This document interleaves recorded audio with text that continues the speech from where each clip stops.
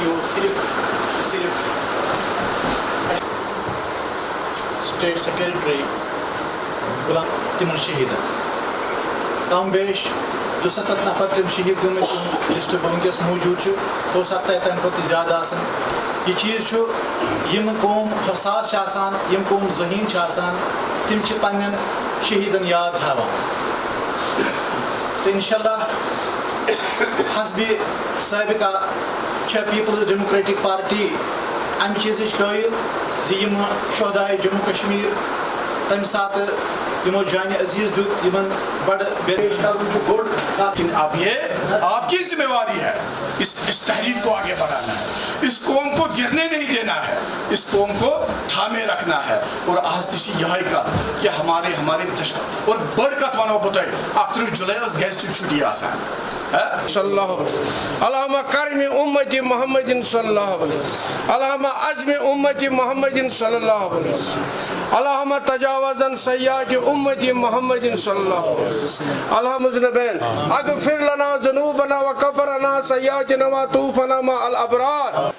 13 जुलाई 1931 का दिन जो है मार्टिर्स डे के नाम पे मनाते हैं, जो बहुत हिस्टोरिकल डे है कि अब्दुल कदीर साहब जो थे उनकी प्रोसीडिंग्स चल रही थी सेंट्रल जेल में, तो उसके बाहर जो लोग जमा हुए थे उन प्रोसीडिंग्स में, जो अब्दुल कदीर थे उन्होंने डोगरा राज के ख़िलाफ़ उस वक़्त एक मुहिम उठाई थी, तो उसमें जितने भी उस वक़्त शहीद हुए तो उनके नाम पे।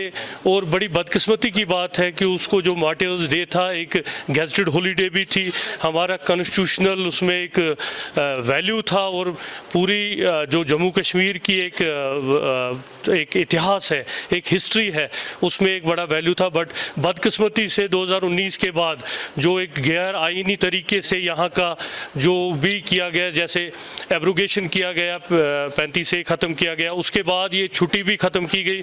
और सबसे हमाकत की बात है, सबसे बदकिस्मती की बात है, जो शहीदों को खराज अकीदत देने के लिए आज का दिन था और वहाँ मज़ार शोहदा पे सारे लोग, ख़ासकर PAGD ने जो आज प्रोग्राम बनाया था, तो सारे जितने भी यहाँ के लीडर हैं, सोशो पोलिटिकल एक्टिविस्ट्स हैं, सबके जाने का प्रोग्राम होता है। खराज अकीदत मजहबी एक रसूम होती है और अगर आज के वक्त में आप खराज अकीदत भी किसी को पेश नहीं करने देंगे, मज़ार पे नहीं जाने देंगे, तो ये किस तरह की डेमोक्रेसी है। ये जो एक जदोजहद है जिसको हम बोलते हैं कि 19 अगस्त 2019 जो 5 अगस्त है, जिसको हम गैर आईनी तरीके से जो भी हमसे छीना गया, उसके लिए जो जदोजहद चल रही है PAGD की, उसमें ये भी एक हिस्सा है कि हमारे जो हकूक़ हैं, हमारे जो खराज अकीदत करने का तरीका है, हमारे जो मजहबी कुछ रसूमात हैं, उनको भी अगर हमसे छीना जाएगा तो ये बड़ी बदकिस्मती की बात है। कश्मीरी मर रहा है, ये ASI साहब हो या हमारे नौजवान जो मर रहे हैं, या नटीपुरा का लड़का हो जो कस्टोडियल डेथ जिसकी हुई, या फिर काफ़ी लोग जो बाकी भी, ये कश्मीरी का खून बह रहा है। बड़ी बदकिस्मती है। हमारे जो पुलिस वाले जवान हैं या फौजी हैं वो हमारी हिफाजत करते हैं। हम बार बार, तभी हमारी जो जमात है, ख़ासकर PDP जो है, हमने हमेशा से एडवोकेसी की है कि बातचीत की जाए। हम अमन के लिए बातचीत का रास्ता बहुत ज़रूरी है। ये बंदूक कहीं की भी हो, ये इधर की हो या उधर की हो, ये बंदूक जो है हमारे आने वाले नस्लों के लिए ठीक नहीं है। हम हमेशा, हमारी प्रेसिडेंट साहिबा भी अपील करती है कि बंदूक से कोई हल होने वाला नहीं है, हमें बातचीत करनी पड़ेगी। और जब हम बातचीत की एडवोकेसी करते हैं तो हम पे इल्ज़ाम लगाए जाते हैं ये एंटी नेशनल है, और एक एक जान, एक एक कुर्बानी, एक एक खून का कतरा यहाँ गिरता जा रहा है, जो बड़ी बदकिस्मती की बात है। हम इसको अपनी तरफ से, पार्टी की तरफ से कंडेम करते हैं। ये जो आजकल जो हालात मुल्क के बने हुए हैं वो सबके सामने है। आपने यहाँ भी देखा, जम्मू कश्मीर में अगर कोई आवाज़ उठाता है उसको दूसरे दिन NIA की रेड पड़ती है।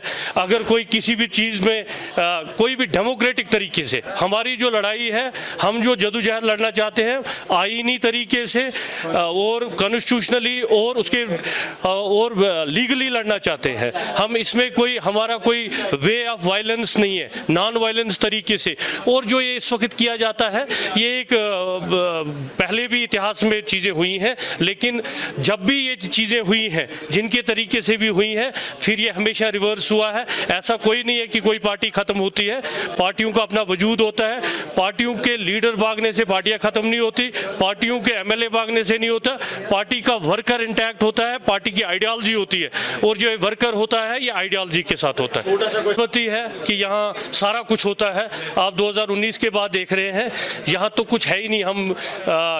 अगर हम डेमोक्रेटिक इंस्टीट्यूशंस की बात करें, हम ब्यूरोक्रेसी की बात करें, हम पुलिस की बात करें, हर जगह हाई हेडेडनेस है।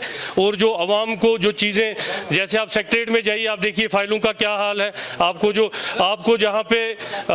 जहाँ एक असेंबली का एक कम्प्लेक्स होता था, अगर आपने एप्लीकेशन देनी है, ग्रीवेंस देनी है, आपको वहाँ से एक कागज़ लिया जाता है, उसको स्कैन करके आपके हवाले दिया जाता है, आपको कहते हैं जी इसको ऑनलाइन ट्रैक कीजिए। और जिस आदमी के पास मोबाइल नहीं है, जो गाँव से एक दूर से आदमी आता है जिसकी एक ग्रीवेंस होती है, वो कहाँ से इन चीज़ों को ट्रैक करे। सो जो सिस्टम है, सिस्टम डिरेल है।